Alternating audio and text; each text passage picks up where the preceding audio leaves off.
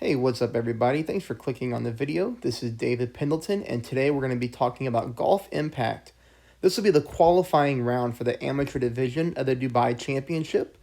So as usual, I'm hanging out in an amateur division. I'm trying to play each course at least once so that we can get a lot of great content. I am storing everything neatly organized in the playlist section of my channel. So if you're checking this out now or if you're checking this out down the road, if you're a newer player looking for help, you can always go to my playlist section. You can look for whichever course you're looking for, and I'll have them labeled nice and neat so it's very easy to find. In this video, I'm going to show you a few shots from my from my qualifying round. Of course, all 9 holes.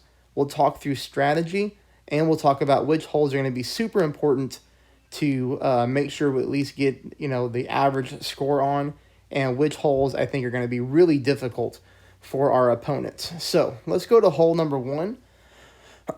Hole number 1 is pretty straightforward. In this wind angle, we're going to use the clover ball. And we use this ball because it gives us a little bit of wind resistance combined with a tad bit of power.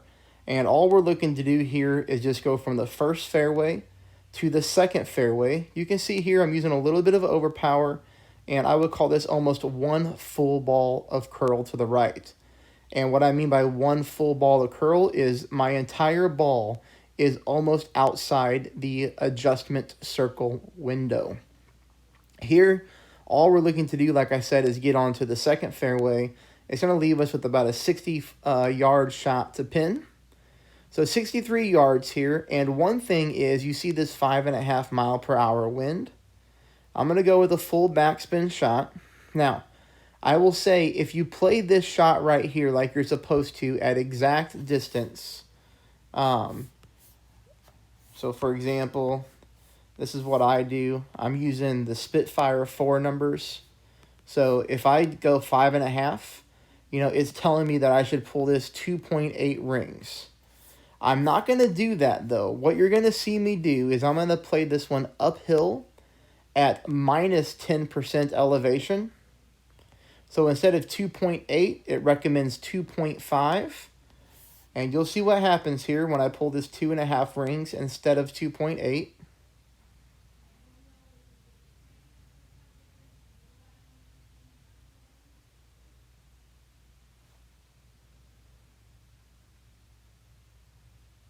And we hit a perfect ball, and this ball does go into the hole perfectly in the center of the cup. Now, whenever I played my other 2 accounts, I ended up missing both of my shots to the right when I played it exactly the recommended way the game does. So we have to play this shot a little bit uphill, as that's the way the ball is bouncing towards the cup in this wind angle. So hopefully you're familiar with that. If you're not, you can leave me some comments, and I'll kind of walk you through what I mean by uphill and downhill, because we will start to use that as I get a lot more familiar with the game. All right, hole number 2, I do believe this par 3 is going to hurt a lot of people. I think you're going to see people miss the fairway bounce. I think you're going to see people hit this tree. So it's going to be very important that we follow along and we're able to pick up this birdie here. I do pull this one exactly as the rings are supposed to. And here, look at this. I'm using exactly one ball of curl to the left. I do hit a perfect ball.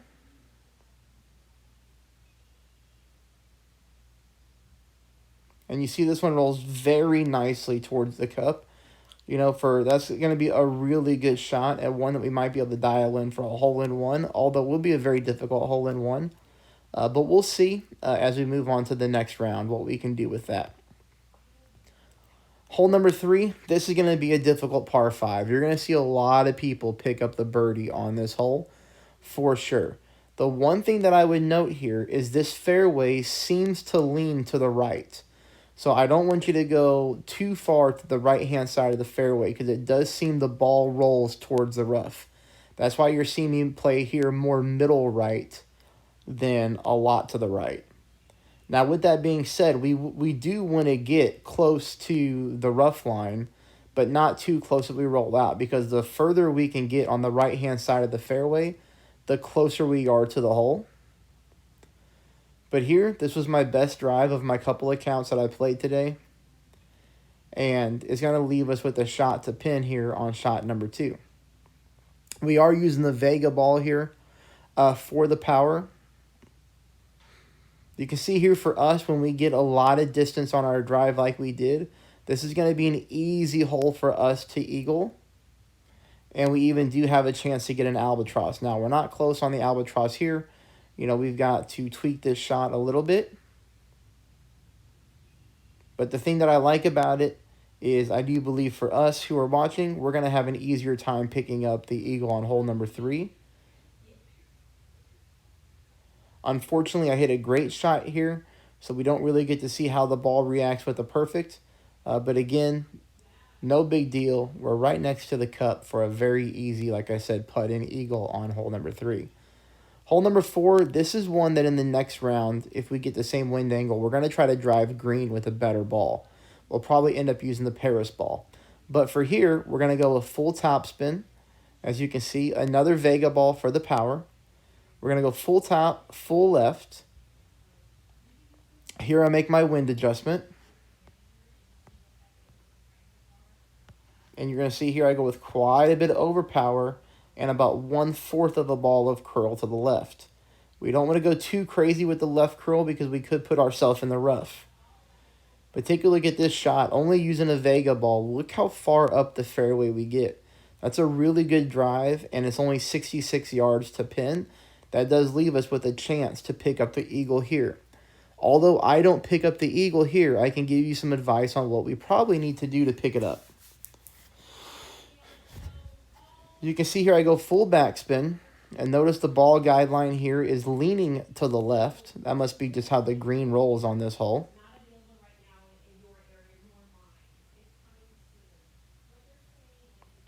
Here we make our adjustment.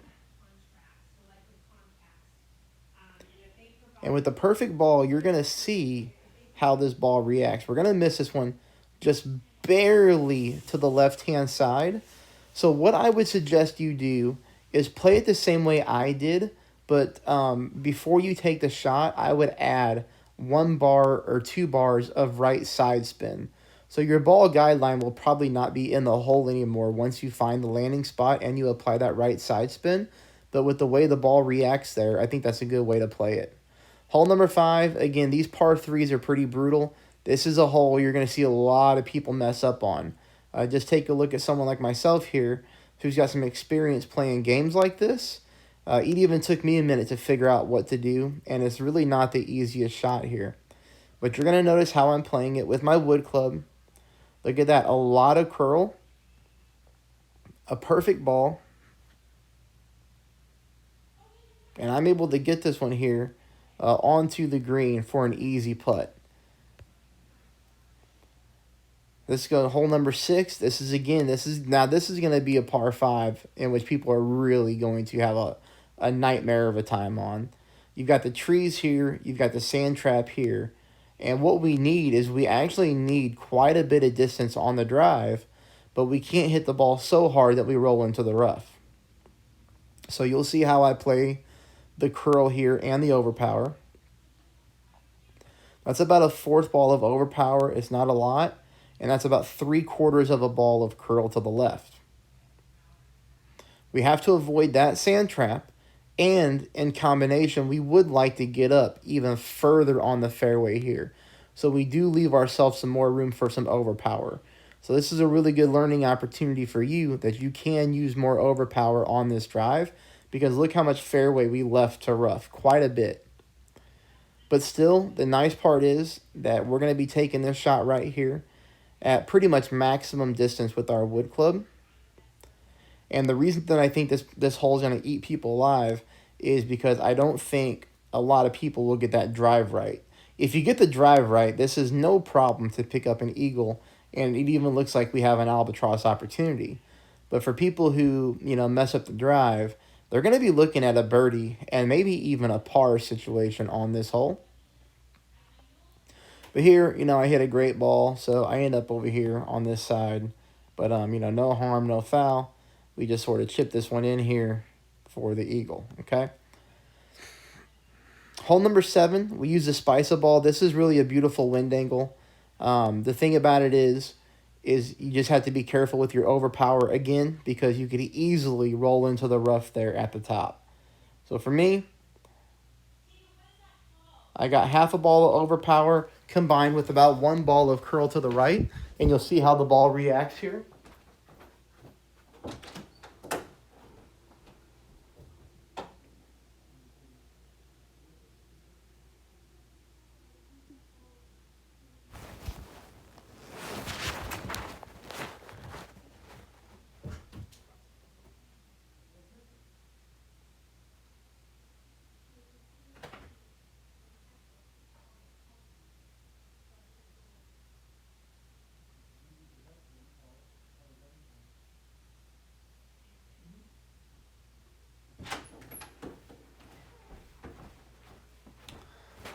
All right, so sorry about that. So let me get back to where we were here. I had to step away for a moment. Okay, yep, so we smash our drive, and we do roll into the rough. And you'll see here how the ball reacts on shot number 2. Shot number 2, I play it full backspin. You'll see the ball guideline going to the hole like that. And then I add 1 bar of right side spin. And then I recenter back to the middle of the cup. Now, even with adding that 1 bar of right side spin and making what I think is a really good adjustment here for the wind, we still end up on the left-hand side of the pin. So there's 2 things we can do. One, we can just offset our ball guideline to the right side of the cup and just let the green slope us back into the hole, or we can add a little bit more right side spin to, just kind of fight off the way that the green rolls. That's going to take us to hole number 8, in which I have 2 replays for you. This is going to depend on your club's strength and level. For me here with the Phoenix, I'm going to go with the clover ball, and I'm going to end up playing the bounce over shot towards the pin.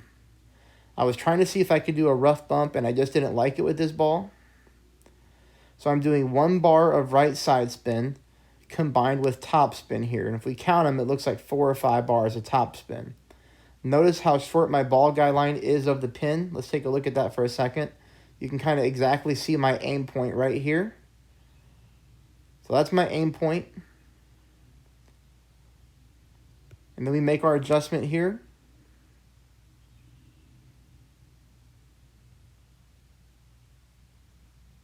Now we do get a perfect ball, so we get to learn a lot from this one. Just to the right of the hole, and this thing comes back around like that, so kind of a wonky hole. But I think those are a little bit fun. But, very close there. And that one you can kind of make a tweak on and get that one more right at pin. Okay, now this is going to be another replay here. This was the basic ball and a wood club, in which I am trying to do a rough bump just to see how the ball reacts. Sometimes in qualifying, I just mess around like this to see, what we can or cannot get away with. Especially with the basic ball here, we have to pull more than 3 rings. And of course, I'm using full top spin.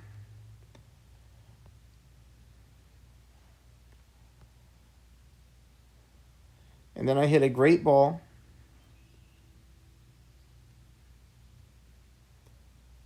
But again, this thing has a pretty gnarly slope.